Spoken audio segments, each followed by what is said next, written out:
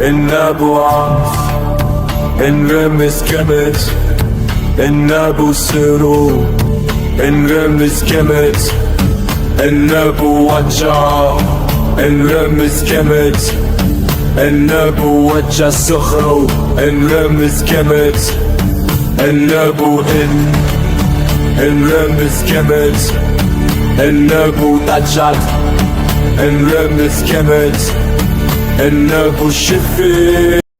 السلام عليكم ورحمة الله وبركاته، ورجعنا لكم النهارده بفيديو جديد.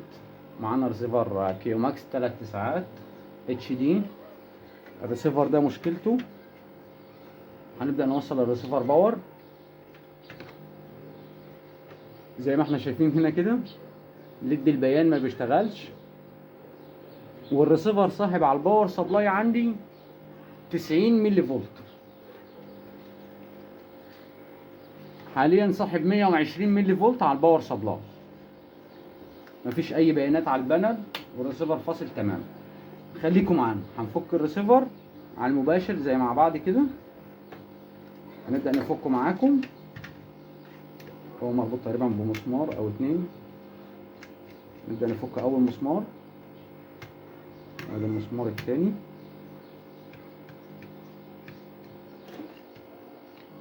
المفروض الريسيفر ما يكونش ساحب معايا طالما ما فيش ليد بيان او الليد الاحمر، ما يكونش ساحب معايا اي امبير. هنبدأ نوصل ونمسك الافو بتاعنا.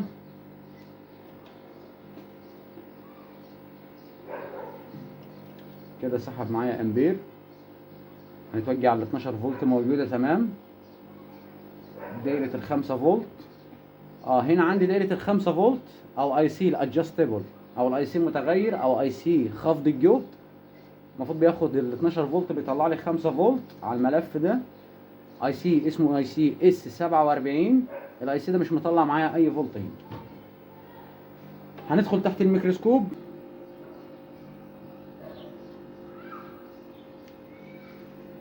هنبدأ ندخل تحت الميكروسكوب.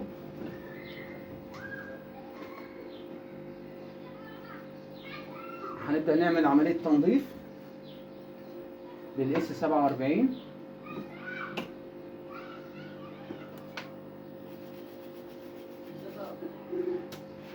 انا هنا عندي اي سي الاس 47. ال 12 فولت بتدخل معايا هنا على المكثف ده.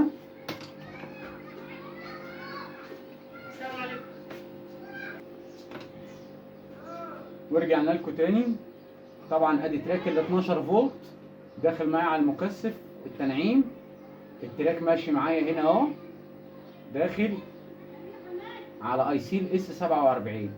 الاي سي ده بياخد ال 12 فولت بيطلعهم لي من هنا 5 فولت. انا عندي مشكله ان ال 12 داخله معايا على الاي سي وال5 فولت مش طالعه. هنبدا نوصل باور ونرفع الجهود. هنا مفيش. هنعمل ايه في حاجه زي كده؟ هنبدا نستعمل حبه كحول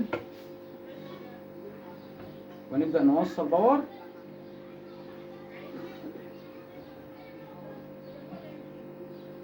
لو احنا خدنا بالنا من المكثف ده، نركز كويس على المكثف ده كده.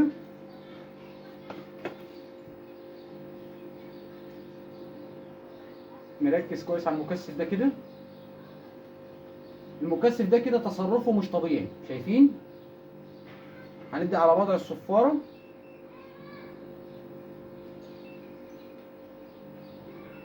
فعلا في عندي شورت على المكثف ده. هنرفع المكثف ده من مكانه.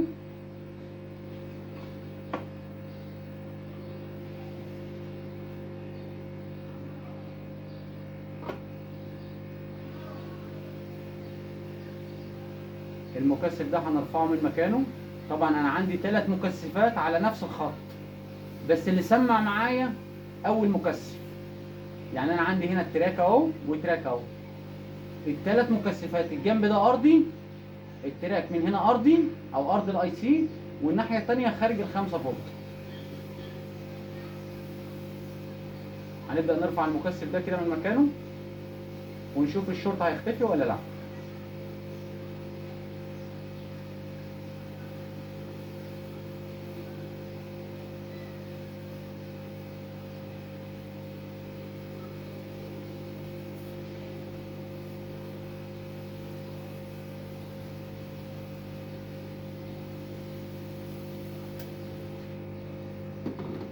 ذهب إلى البعد التاسع. كده احنا رفعنا المكثف.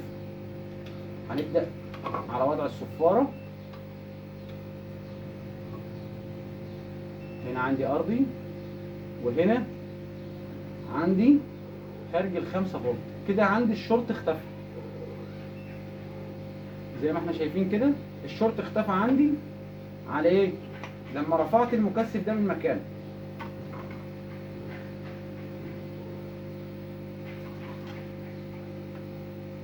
طبعا انا رفعت المكثف فلازم نستبدله.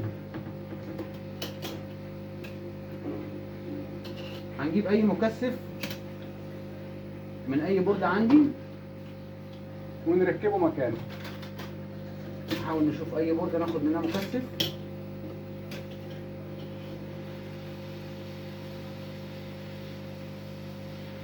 طبعا المكثف لازم يكون بنفس الحجم.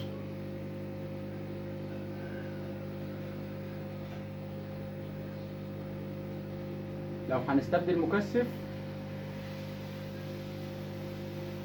نحاول نجيب مكثف نفس الحجم.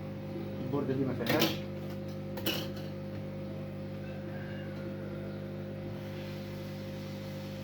هنا اهو المكثف ده هينفع.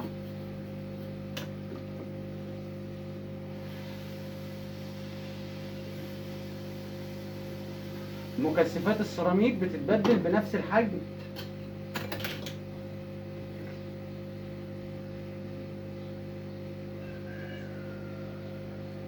ده كبير. يا سلام. نحاول نشوف مكثف حجمه صغنن شويه.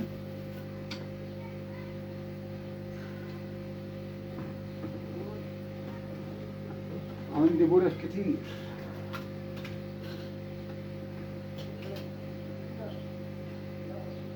هنبدأ ناخد واحد من ده.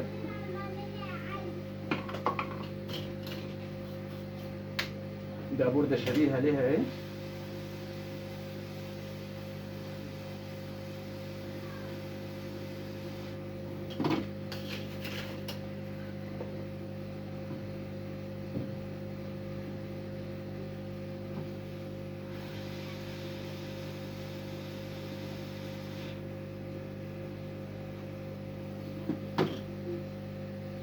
نبدأ نلحم المكثف.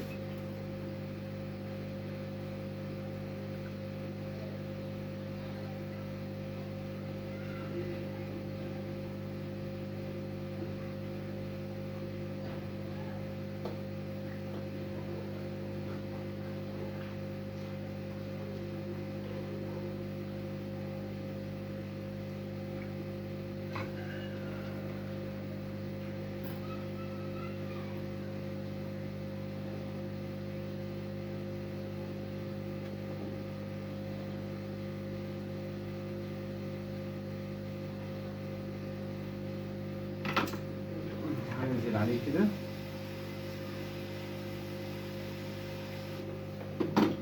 هنبدأ نرفع الزيادة. طبعا احنا لسه ما وصلناش باور للريسيفر. هل يا ترى هو المكثف ده بس ولا أثر معانا على اي سي الباور؟ بس اعتقد طالما سحب معايا 90 او 120 ملي امبير اعتقد انها ان شاء الله هيكون مشكلة مكثف بس. هنبدأ ننظف البوردة بتاعتنا.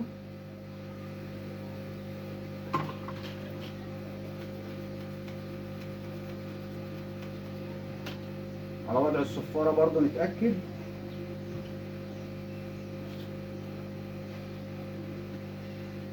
تمام. تعالى لي هنا يا عم.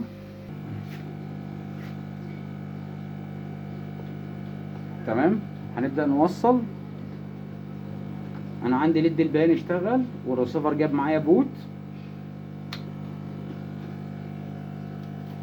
نبدأ نوصل صورة.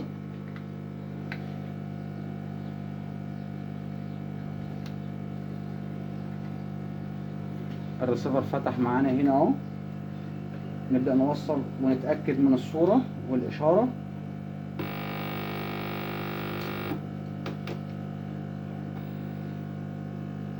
كده تمام.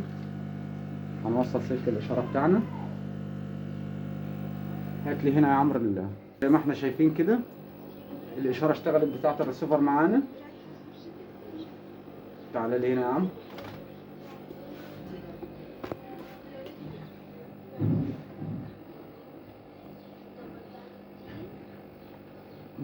العطل